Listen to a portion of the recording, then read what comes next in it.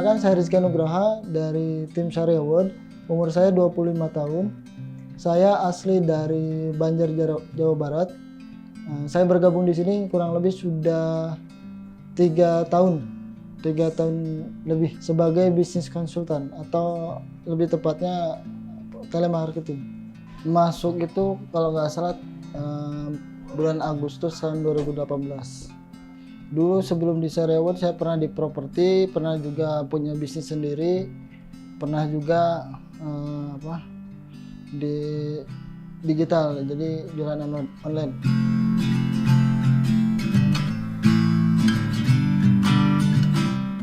Awalnya kerjaan terakhir memang sebenarnya di hotel saya. Kerjaan terakhir di hotel saya di Palembang.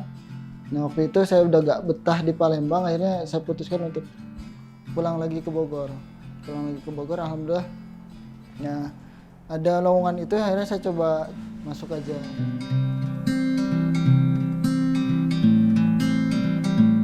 Karena pertama memang amanah saya oleh orang tua kan, pertama jangan tinggalkan ya lingkungan Islami lah. Nah, saya lihat di Syariah Award ini ya bagus, visi misinya bagus, terus suasananya bagus, akhirnya saya tertarik di situ. Meskipun saya pribadi dari segi kemampuan ya berbicara dan ngomong di depan umum itu kurang, karena memang saya dulu pernah punya pengalaman yang mana saya pernah ya ngisi sebuah kajian lah dari komunitas dulu di kampung, ngadain aksi. Nah, kebetulan saya diminta untuk berorasi di sana. Namun ketika naik mimbar malah saya diam. Jadi saya nggak bisa ngomong apapun. Jadi waktu itu saya bisa dikatakan ketika bicara ya terbata-bata dan banyak putusnya, bisa dikatakan seperti itu. Sehingga orang mendengar pun ya bosan karena saking terbata-batanya. Akhirnya suatu ketika dan di saat itu kebetulan saya ada suatu kata-kata yang memang mengganggu dari kosakata itu. Jadi yang seharusnya tidak disampaikan, maka saya sampaikan. Karena itu akan mengurangi daya tarik orang. Seperti misalkan mungkin, kata mungkin itu kan akan membuat orang jadi setengah-setengah keyakinannya. Sehingga kata mungkin itu menjadi graffiti. Seharusnya kata mungkin itu dihilangkan supaya orang itu betul-betul yakin. Karena kata mungkin berarti bisa jadi, bisa iya gitu. Ketika saya bilang mungkin, maka lakukan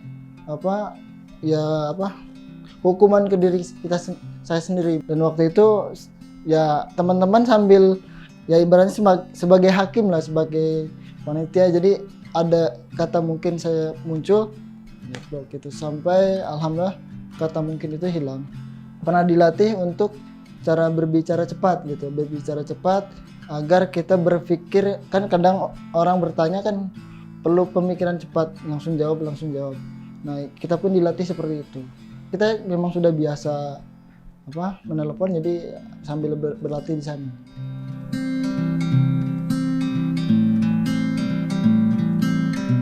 Karena dari segi potensi saya berkembang dan saya pun merasa istilahnya punya nilai sekarang. Punya nilai dibanding dulu sebelum bekerja di sini. Dulu saya bisa dikatakan ya hanya menjadi ya beban lah, bisa dikatakan seperti itu, karena memang apa-apa minta bantuan orang, karena kebetulan saya punya kekurangan. Ya seperti misalkan ya terkait ya kebutuhan saya, misalkan saya nggak bisa melakukan misalkan angkat meja atau dan sebagainya. Saya pikir kemampuan saya nggak bisa mengangkat, akhirnya saya minta bantuan yang lain. Padahal kemampuan saya bisa gitu. Sehingga kalau bahasa itunya little voice-nya, jadi ada ganggu bisikan-bisikannya, sehingga kemampuan pun ya mental block-nya ada di situ. Kamu tuh mental block-nya besar katanya. Mental block Anda besar sehingga ya semua takut. Akhirnya ketika itu saya mencoba untuk bagaimana caranya saya bermanfaat untuk yang lain gitu. Karena saya coba, alhamdulillah ketemu Syariah Award dan alhamdulillah dibimbing sehingga ya alhamdulillah bisa setidaknya bisa berbagi sama yang lain. Dan alhamdulillah semenjak di Sariawan ini kemampuan saya bertambah, pola pikir saya berubah, sehingga saya tidak lagi mengandalkan orang lain.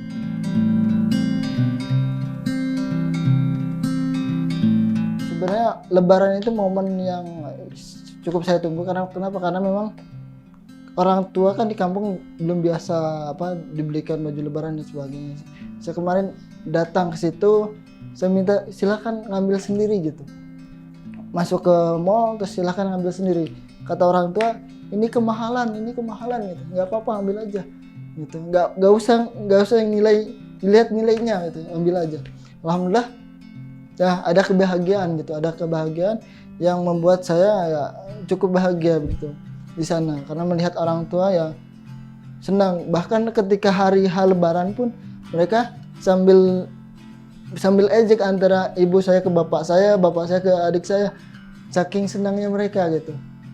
Dan itu salah satu bikin saya dan kebahagiaan saya lah, melihat orang tua yang ya meskipun sedikit tapi orang tua bahagia gitu. Karena memang saya ya bisa dikatakan lebih fokusnya sekarang memikirkan kebutuhan orang tua gitu. Saya kedepankan itu karena memang kunci rezeki kita kan bisa jadi dari sana juga. Itu kunci rezeki kita, kunci keberkahan kita itu dari orang tua. Ya saya coba kedepankan itu, sehingga alhamdulillah ya kemarin pun ya orang tua senang, dan meskipun ya di rumah nggak kemana-mana meskipun, dan alhamdulillah semenjak di Sariawan ini banyak ya networking saya luas.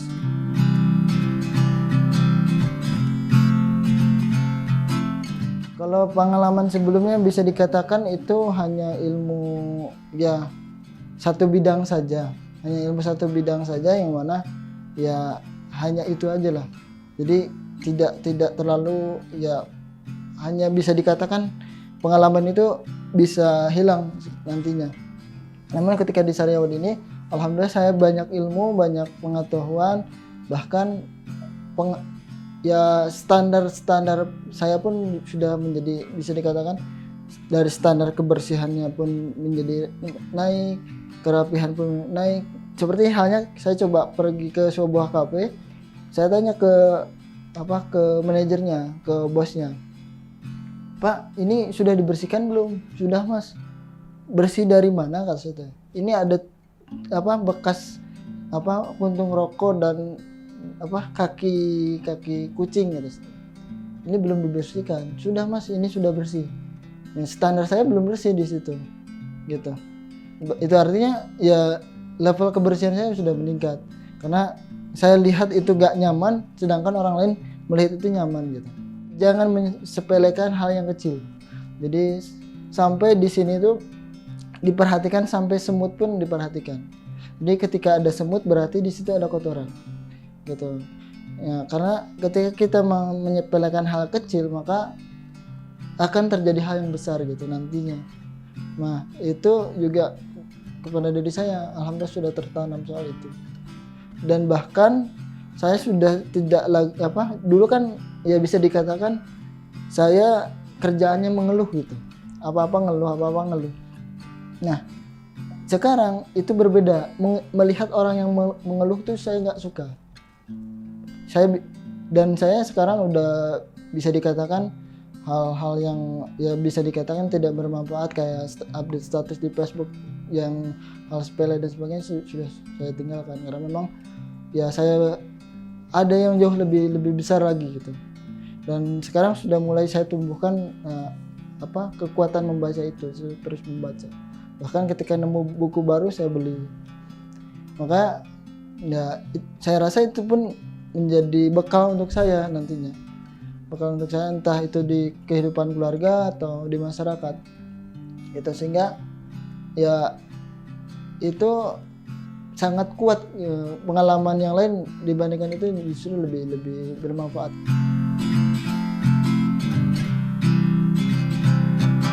Kalau saya alhamdulillah selama ini ya kalau menurut saya pribadi sih sebenarnya masih kurang. Karena kenapa? Karena memang saya ingin mindset saya itu pengen menjadi yang terbaik memang. Dari awal saya ketika mengenal soal penjualan, soal marketing, saya udah mindset kan saya harus yang terbaik. Makanya saya suka dengan kompetisi gitu, dengan perlombaan. Itu akan membuat diri saya ya terpacu dan juga ya tidak berada dalam zona nyaman gitu. Karena ketika saya merasa nyaman ya maka tidak akan tumbuh gitu. Maka tidak akan tumbuh. Nah, makanya saya coba terus mengejar itu meskipun ya mungkin ya dianggap sebuah prestasi juga. Ya alhamdulillah ya untuk bulan ini ya alhamdulillah saya coba memberikan ya kontribusi yang kelas paling besar di sini gitu. Sebenarnya kuncinya kita ya harus ya perhatian kepada mereka, dan juga ketika mereka minta diupayakan dimaksimalkan sebenarnya.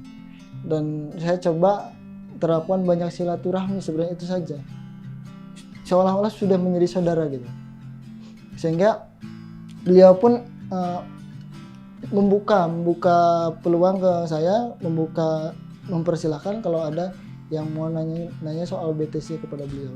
Jadi ya saya coba jalin persaudaraan saja gitu, karena memang orang itu cenderung tidak suka dijuali gitu, tetapi kita harus membangkitkan rasa ingin belinya gitu.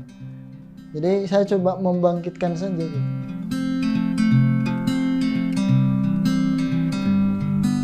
Sebenarnya dalam rangka teman-teman memanas-manasi itu ya itu dalam rangka ya ke saya juga terpacu. Sekarang muncul lawan tanding, makanya saya coba munculkan lawan tanding gitu. Siapa yang menjadi lawan tanding saya? Gitu, ada tulisan khusus ada seorang khusus yang saya coba jadikan lawan tanding gitu, sehingga ya saya lihat orang tersebut ternyata maju, kenapa saya tidak bisa gitu. Bahkan pernah saya suatu ketika kenapa saya tidak ada perubahan, maka saya coba renungkan diri. Kesuksesan itu hanya dua, satu mencoba merenung atas kesalahan, yang kedua terus mengulang apa yang kita sudah tahu gitu. Makanya ketika ada kesalahan saya coba merenung kira-kira apa yang salah di dalam diri saya gitu. Ketika tentunya roda yang rusak kita dipaksakan tentunya akan semakin rusak nantinya. Jika kamu pengen baik kehidupannya, maka perbaiki hubungan kita dengan Allah gitu. Itu yang saya pegang, yaitu memperbaiki diri kita.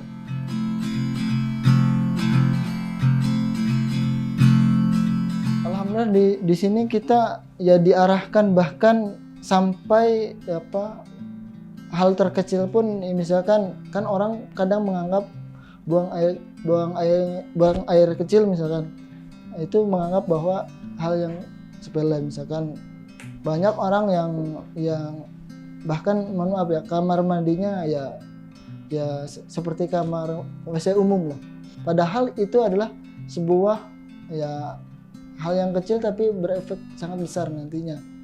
Makanya di sini kita ya bahkan di tim sendiri kita dilatih kebersihannya. Itu kebersihan di WC semua tempat. Nah, sekarang sedang berjalan kita di training juga tentang soal fikihnya. Tentang toharohnya kita perkuat di sini. Toharohnya kita perkuat, terus adabnya juga kita perbaiki gitu. Karena memang kuncinya ilmu kan dari adabnya dulu gitu. Alhamdulillah sekarang menambah juga ada jadwal tahsin, ada jadwal bahasa Arab gitu.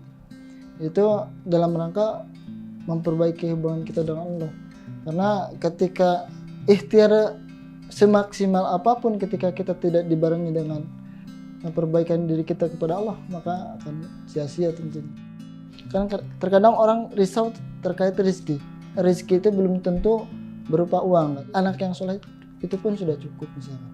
Atau rezeki ketika kita butuh, misalkan istri saya melahirkan tiba-tiba misalkan, kan saya kemarin waktu istri saya melahirkan itu lagi rame-ramenya COVID, dan kebetulan pembukaan pertama disuruh pulang sama bidan, pulang aja mbak. Akhirnya kita pulang sambil saya bingung harus ngapain kan gitu. Anak pertama disuruh pulang, ditunggu aja mas katanya. Saya tunggu sampai jam 2 baru pembukaan terakhir. Itu pun ya perkiraan saja dari saya, kayaknya sudah pembukaan terakhir. Akhirnya saya bawa ke bidan, ternyata nggak ada kendaraan. Qadarullah, biasanya nggak ada angkutan umum, tiba-tiba ada. Nah itu sebuah rezeki juga untuk saya, harus sering bersyukur gitu.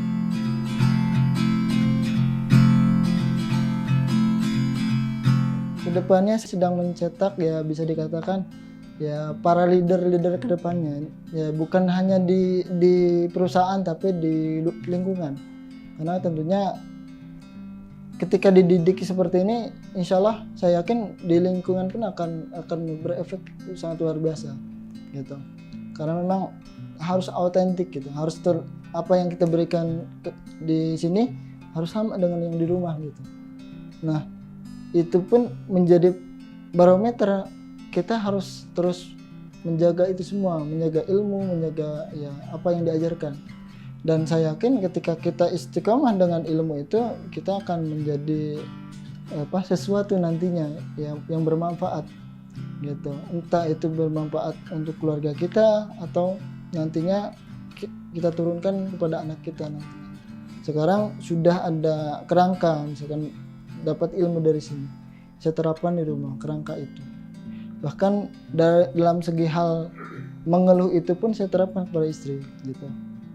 Saya terapkan kepada istri supaya tidak mengeluh. Bahkan di rumah pun saya minta jangan keluar kata-kata negatif, ganti halnya positif. Misalkan ketika anak kita salah, saya minta ya sampaikannya dengan kata-kata positif gitu. Karena itu menjadi doa kita. Nah, itu yang saya terapkan di rumah. Dan alhamdulillah ya meskipun anak saya baru umur 11 bulan kurang lebih. Tapi alhamdulillah ketika dengar adzan beliau seperti kayak adzan, jadi ngikutin gitu.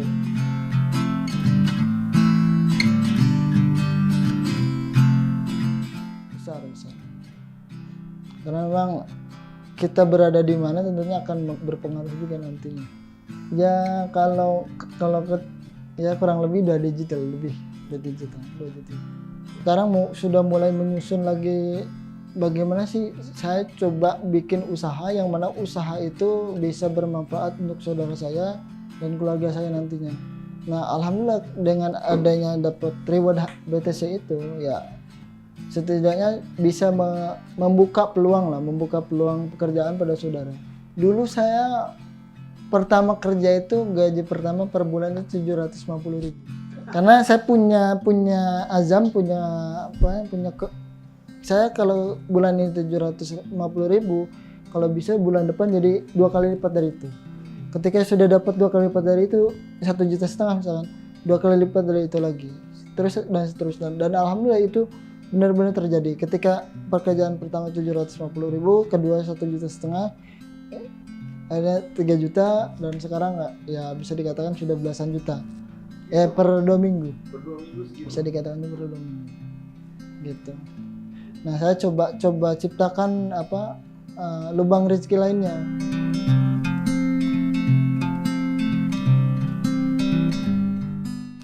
Di sini itu bisa dikatakan saya ya terpacu, dalam artian ya ingin terus merasa bertumbuh. Beda halnya kalau di tempat lain tentunya misalkan kita dapat nilai sekian sudah merasa cukup dan sebagainya. Justru saya di sini ingin terpacu lebih bagus lagi, lebih baik lagi gitu, karena memang itu sudah menjadi prinsip saya. Dan di sini tempatnya berkembang dan menaikkan kapasitas gitu. Dan itu saya rasakan sendiri, kapasitas saya sudah merasakan naik. Berilah nilai kepada diri kita sendiri gitu. Berapa nilai kita pantas dapat uang itu berapa gitu. Maka waktu 2 tahun yang lalu saya berikan nilainya itu 20 juta waktu itu saya tulis di situ.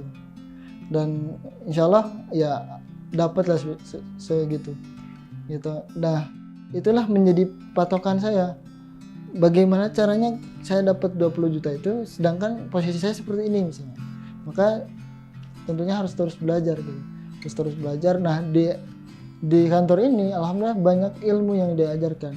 Banyak ilmu yang diajarkan, kedisiplinan, kerapihan gitu.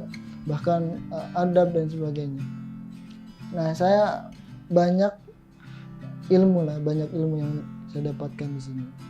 Maka mudah-mudahan saya bisa tetap istiqomah, bisa tetap belajar di sini sehingga bisa setidaknya memakmurkan